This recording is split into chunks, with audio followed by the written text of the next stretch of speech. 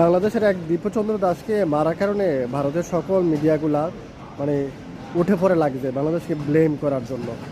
তো আমার কথা হচ্ছে ভারতের এই যে কলকাতার যে জুয়েলানাকে মারা ফেলা হলো, ওর কি দোষ ছিল?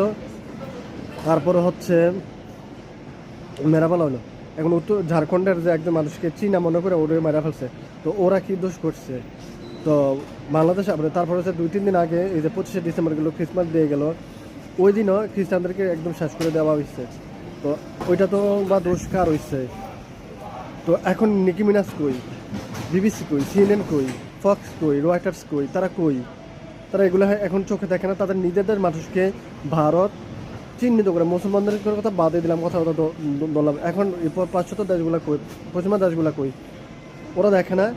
তো নিকি মিনাজ যে নাইজেরিয়াতে কিছু মানুষকে মারার কারণে একটা টুইট করছে, মাত্র 2 লাইনের একটা টুইট করাতে ট্রাম্প তার 1 সপ্তাহ 2 সপ্তাহ পরেই নাইজেরিয়াতে হামলা করছে, বোমা বোমা হামলা করছে। এখন নিকি মিনাজ কই? আমি নিকি মিনাজকে বলতে